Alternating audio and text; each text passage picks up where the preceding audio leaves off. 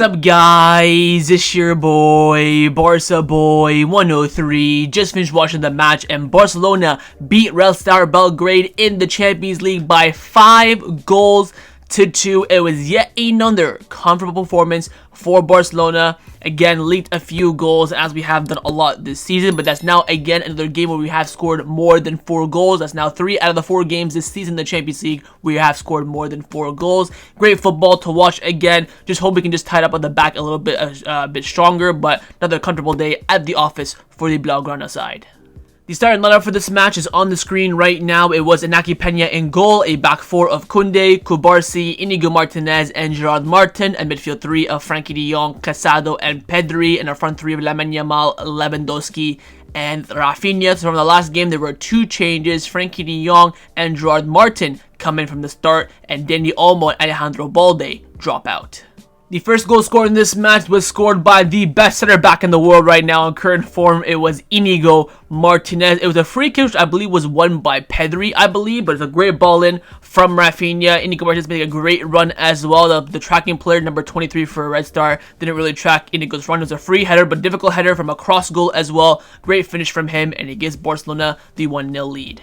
The second goal was scored by Robert Lewandowski just before halftime to give Barcelona essentially the 3 points guaranteed at that point. It was a great build-up play between Pedri and Lamine Yamal. The ball finds its way to Raphinha, who hits the post for a fantastic shot from distance, and the rebound drops to Lewandowski. Thank God he was onside. Open net, puts it home, gives Barcelona the 2-1 lead going into halftime. The third goal in this match was also scored by Robert Lewandowski, again completing his brace and also scoring his 99th Champions League goal. Again, build-up play was down the right-hand side. The ball drops to Kounde. Fantastic cross, which both, by the way, Lamine Yamal and Raphinha missed. Far post, Lunas was there with his knee, pokes it into the back of the net, and gives Barcelona the 3-1 lead.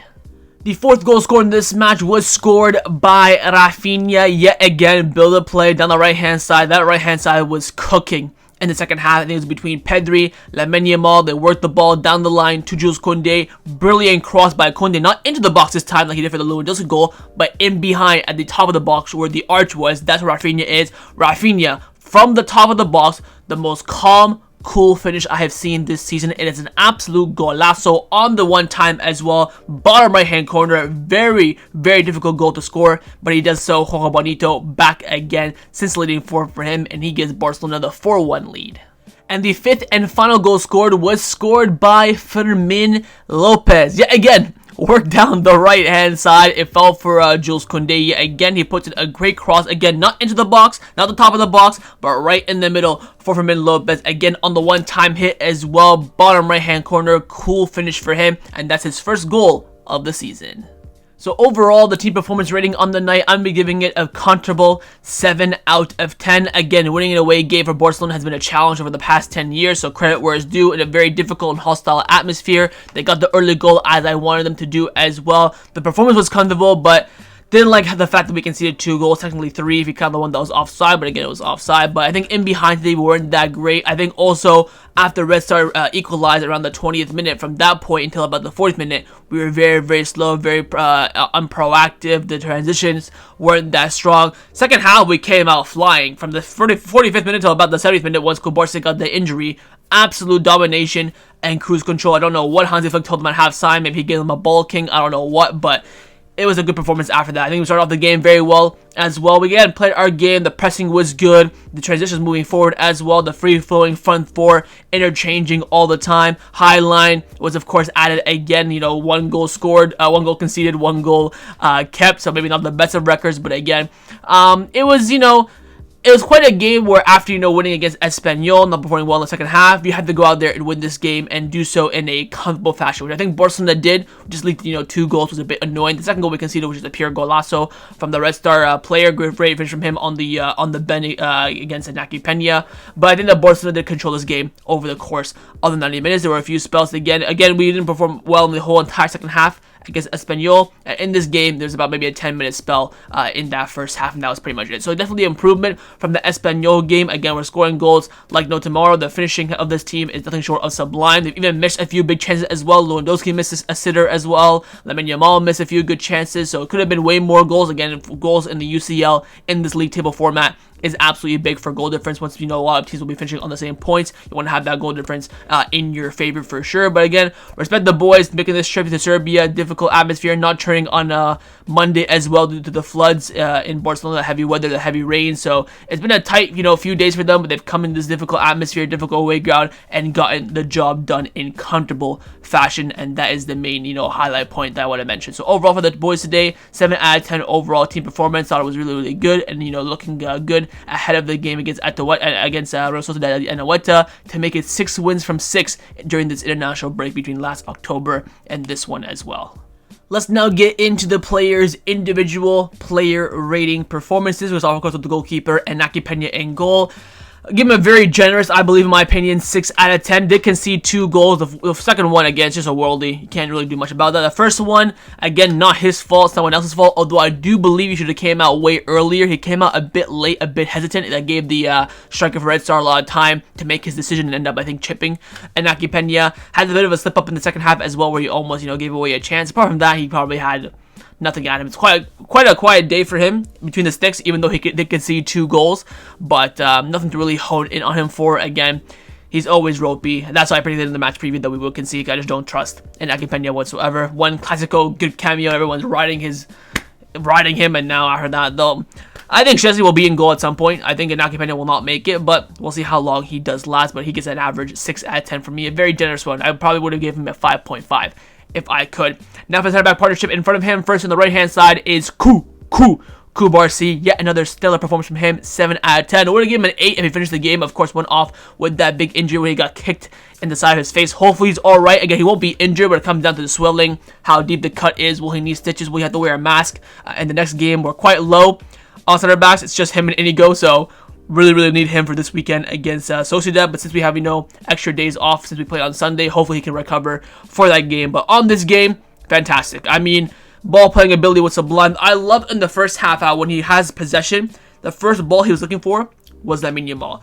You saw Frankie and other players playing, boring, safe passes. Like if it's Kubarsi, probably pass it to, Kounde, keep it slow. But he's finding the balls always in Lamine Yamal, keeping the transition and the press moving forward very quickly. Defensively was fantastic as well. Had a few very strong tackles. I remember one in the second half where Red Star kind of hit on the counterattack. Quick tackle from him, clean as well. He is just so elite. Absolutely love the guy. Fantastic performance from him. He gets a 7 out of 10 from me. Next up, that partnership on the left hand side was, of course, Inigo Martinez. I'm going to give Inigo an 8. The reason why he gets an extra score from Kubarsi is, of course, because he did end up scoring in this match. I think, again, Inigo was fantastic. It's also that I keep blazing these center backs for playing well, but we did concede 2 goals. But again, it's not, both goals were not their faults whatsoever. They're both kind of the fullbacks' faults if you really look at it. But on Inigo, I keep saying he's the best center back in the world on current form. I'm gonna die on that hill because he's just absolutely sublime. Aerial duels, ground duels, possession, composure, finishing. He's just ridiculous. I mean, he is nothing short of playing at a world-class form this season. I have nothing to criticize from him about his performance. If he got an assist, I probably would give him 10 out of 10 man of the match. I mean, that's how close he was to, getting a perfect performance in my opinion. The header was a very difficult one on an angle. Great finish from him. And again, the back line, I just feel so safe with him. He's just an unbelievably elite center back. He gets an 8 out of 10 from me. And you know what? He is definitely on par with the top defenders in the world right now this season on current form. Now for the fullbacks. First on the left-hand side, it was Gerard Martin. Did play 90 minutes. Look, the first goal we conceded, of course, make it 1-1. We were a bit ropey, of course, was Gerard Martin's fault. Not only did he give the ball away, but again, just like in the Osasuna game, could not hold the line with Inigo and Kubarsi. They all held the line forward. They all kept that forward offside, but it was Gerard Martin who kept him onside.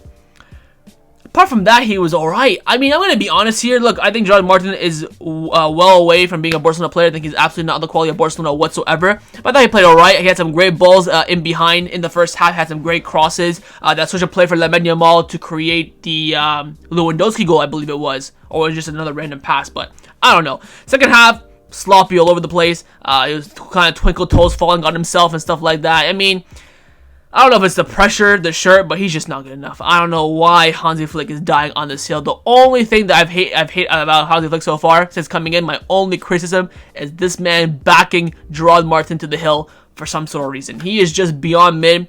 Get me a left back as soon as possible and get him gone as soon as possible. 5 out of 10 for me. Could have been worse. Wish it could have been better. But speaking on a world-class fullback, of course, right back was Jules Kounde. And I have to give him a 9 out of 10. 3 assists in the second half. That is the best crossing I have seen from Jules Kounde since playing for Barcelona. Every single cross was perfect, pinpoint perfection. The first half, he was alright, defended very well. The link play with Lamine Yamal was really, really good. Didn't really go forward too much in the first half. It was always Pedri on that wide flank, of course, free roaming, putting those crosses in. It was never Jules Kounde. Maybe Hansi Flick changed that at halftime because we saw Pedri take that position in the 10 more centrally in the second half. But again, it was kind of Lamine Yamal and Pedri putting those crosses in the first half. He, of course, defended well in the first half. Second half, he was on a madness. Oh my god, making overlapping runs. 1-2 to Lamine Yamal, 1-2 to Dani Olmo, flying down the right-hand side. Every single cross was pinpoint perfection. Probably would have had a 4th assist if who missed a chance? Was it Fermin Lopez or Lewandowski missed another chance?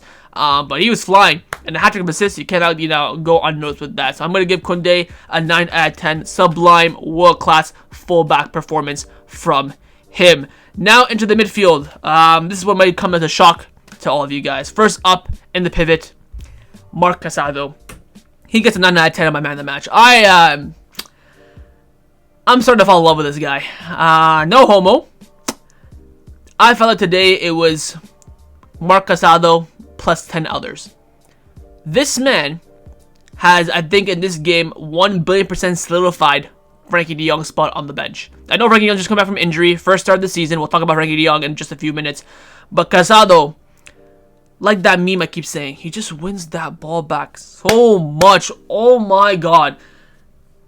Holding possession, transition forwards, composure on the ball, winning the ball back in dangerous areas, winning the ball back immediately off Barcelona losing possession, winning second balls as well. He's just unreal. I mean, he is, I think him alongside one other player are the 2 most pivotal players in this team this season. How this man, from preseason just getting a chance to now 3 months later being integral and probably one of the first names on the team sheet just shows not only how easy it is to get into the Barcelona team, but the pathway for La Masia players with the talent. I am in awe of this player. I think he is on the stroke of world class, and he is beyond integral to this team, and you can see why Hansi Flick always starts him. Everyone else gets rotated. Pedri will drop in and out, Olmo in and out, Frankie, Gavi, but he is the constant denominator. Firstly, because there's no really alternative option. Eric Garcia is injured and Marc Murnau is injured. But secondly, he is that important. 9 out of 10, my man of the match. I think he was an absolute sublime performance from Casado. Now to the complete opposite side and the complete opposite performance from his pivot partner, Frenkie de Jong. He gets a 4 out of 10 from me. Now, you're probably thinking to yourself, did Frenkie de Jong really perform worse than Gerard Martin? He did not, but I'll tell you why. That first half, that was the most lazy midfield performance I've seen in my life. On the ball, so lazy. Off the ball, so lazy. He'd lose the ball, wouldn't even run back or maybe even make a tactical foul. Beyond lazy. His passing was okay, but he felt like he didn't want to be there. He was playing like, okay, here you go. Here you go. There was no fight. There was no energy from him whatsoever. And especially when you're playing alongside Casado, where you have the ability to run forward and make progressive run forwards and maybe take a little bit of risk here and there, like you see Pedri do in the 8. He didn't do that whatsoever. And also, motherfucker gave the captain's armband to Iñaki Peña. Are you high? You had Kounde on the pitch. You had Lewandowski on the pitch. You were coming on for Gavi. And you chose Iñaki Peña to get the captain's armband. Get stuffed. Get absolutely stuffed. I took a point from Frankie off that. That's why he has a 4. He would have gotten a 5, but him giving the armband to Iñaki Peña pissed me off, and I brought him down to a 4. If you don't like that, you can swivel on it. But I think Frenkie de Jong alongside Gerard Martin were by far the 2 worst players for Barcelona tonight.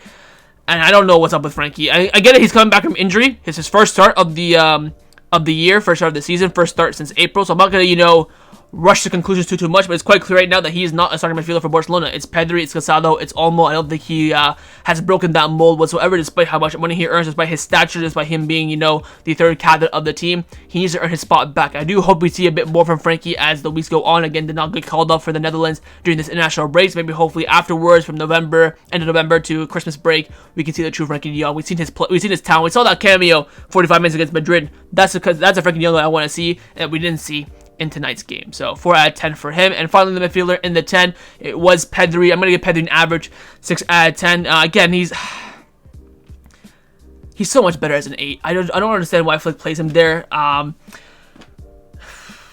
He missed a few chances. He did some good he had some good runs, good movements. Of course, he had that little nice layoff for Raphinha for the shot that led to Lewandowski's first goal. Didn't think he played poorly per se, but it's just not his role. And I think if you want to adapt to playing Pedri in a 10 after playing in an 8, maybe at halftime, a tactical switch, sure, it makes sense. Sometimes it works, but as a starter, I just don't see it, especially when you have Fermin and Olmo both as 10s on the bench. Bit weird on that from Flick. We'll talk about that later on. But on his performance, I think it was average. I don't think he played fantastically well, fantastically poorly. Made some good movements in the first half. Second half was a bit quiet. Of course, got chopped up just before the hour mark. So I think a fair 6 out of 10 is good for Pedri. So we'll give him a 6 out of 10. Now, of course, for the front line, first on the left hand side, or on the right hand side, should I say, it was Lamine Yamal. I'll give him an average 7 out of 10. I thought he played alright. The issue that I have with Lamine Yamal, what I've been saying a lot this season, is his decisiveness in the final third. He, of course, made that brilliant pass for the Lewandowski chance. Was it for I forget what it was, but in that first half, he made a sublime pass. And the next minute, he did some crap pass. I don't know what's up with Lamine Yamal. I think it's very much a reminiscent of what we saw from Raphinha last season, and that is indecisiveness in the final third. The one thing that he needs to do to really shore up his world-class ability, which of course he already is at right now, but just to make him that much better, is 2 things. One, being more clinical. He missed 2 big chances in this game, Lamine Yamal, the shot in the first half and the one in the second half. Second thing is making the correct decisions in the final third. When he has to pass, he shoots. When he has to shoot, he passes. Fine-tuning that. Again, that will come with time. Like I said with Raphinha last season, he needs to need more movement, more time, and now Raphinha is beyond clinical. Lamine Yamal now needs that time as well. I thought he played really well. Runs in behind. The dribbling was fantastic. Played the full 90 as well. But I think, again, the lack of clinicality and decisiveness in the final third is why I've knocked him down from, maybe an 8 to a 7, so to speak. But I still think he played well. Fine-tune those things, and he'll be an absolute world beater. So 7 out of 10 for Yamal. On the left-hand side, it was Raphinha. I'm going to give Raphinha an 8 out of 10. Thought he was absolutely fantastic. First of all, hit the post twice for the Lewandowski goal. And from the corner kick, scored an Olympico goal. His movement in behind was fantastic. Lico play with Lewandowski was great, especially with Pedri as well. And Pedri was kind of free roaming down the left-hand side. The assist for Inigo for the free kick as well for the first goal. The finish on his goal as well for the fourth goal was sublime. That is a golazo if I've ever seen one in my life. He's just balling right now. Played only an hour as well, but he's just on an unreal level right now. Double digits in both goals and assists this season already. We're only in the beginning of November. He's already passed his tally for goals last season right now. He's on track for 20 goals and assists. 40 GA this season for Raphinha is what he's on track for right now. That is nuts. 8 out of 10. Absolutely sublime from him. And last but not least, of course, your main boy up front, RL9, Robert Lewandowski. Gonna give him a 7 out of 10. The reason why I didn't give him an 8 is because he should have had a hat trick. He missed 2 big chances in this game. The 2 goals were tap-ins. I mean, you gotta be there. You gotta make the movements. That's why I give him a 7. I respect it. His job is to score goals. That's why he gets paid the big bucks. 99 goals in the Champions League. So he got his one more off the triple 100 group, which of course I think only Messi and Ronaldo are in. Hold-up play was great.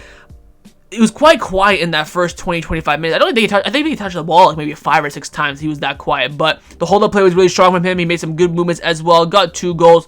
I think he just did his job, to be honest. I think to get that 8 or 9, maybe he got an assist, maybe got a clean, good finished goal, or of course the hat-trick. He did, again, miss that 1v1 in the second half, which was an embarrassing miss, if we're being honest. But still a strong performance from Lewis. I will give him a 7 out of 10. And now for the substitutions, the subs were Dani Olmo, Fermin Lopez, Sergio Dominguez, Gavi, and Pau Victor. Dominguez did alright, when in doubt, booted out, just cleared the ball every time he got it. I don't think Pau Victor even touched the ball, if I'm being honest. Gavi was brilliant. He got stuck in, he won some great headers for someone who's, very short. Had that superb tackle in the second half as well when Red Star were on the counterattack. Dani Olmo looked a bit sloppy. To be honest, it didn't really look like he was in his mojo. Fermin Lopez looked great. He was making some great runs down the left-hand side, hit the bar from that crazy shot, scored a goal as well. I think Fermin Lopez was definitely the best out of substitutions. I think alongside Gavi as well, both put in great cameos. Dominguez was just solid, and Pau Victor quiet. I think Dani Olmo as well For playing half an hour, I don't think he did that great. But again, coming on as a substitution, the momentum's kind of dead after, you know, you go 4-1 up. Lost the ball quite a bit in the midfield as well. Didn't really have things much going forward as well. So substitutions today really had some good impacts. I'm highlighting again Gavi and Fermin Lopez. But again, all came in, rotation, rest, and of course got some minutes under their belts. And last but not the least, of course, the manager, Hansi Flick, who tonight for me gets an 8 out of 10. Picked a good lineup, made some rotation, great substitutions as well, very proactive with those subs, got the win as well. Philosophy and style was consistent, was the same, great football. The 2 goals conceded, do I really blame him? Maybe the high line, sure, but again, that's Gerard Martin not being consistent, so maybe again you can blame Flick for that. Apart from that, thought he did really well. Good rotation in the starting lineup. Really wanted to see, again, one of Fermin or Denny almost starting. Why play Pedri in the 10? That's just a bit weird in my opinion. Apart from that, I think it was a cool day at the office for him. I really have no other criticism for him, so to speak. Again, just why you chose Gerard Martin. That's my only real quirm with Hansi Flick right now. But good day at the office for him, and hopefully this will continue this Sunday at the Anoeta. 8 out of 10 for the Gaffer. So that's a match review for Red Star Belgrade versus Barcelona in the Champions League. Hopefully you guys enjoyed this video. If you did, of course, make sure you drop a like down below. And of course, in the comments down below as well. Let me know your thoughts on everything we did discuss. The main thing I want to see, of course, is your thoughts on the performance, your player ratings, and your manager rating as well. And of course, make sure you guys subscribe down below if you haven't already. And I will see you guys next time on the channel. Take care, and Forza Barca.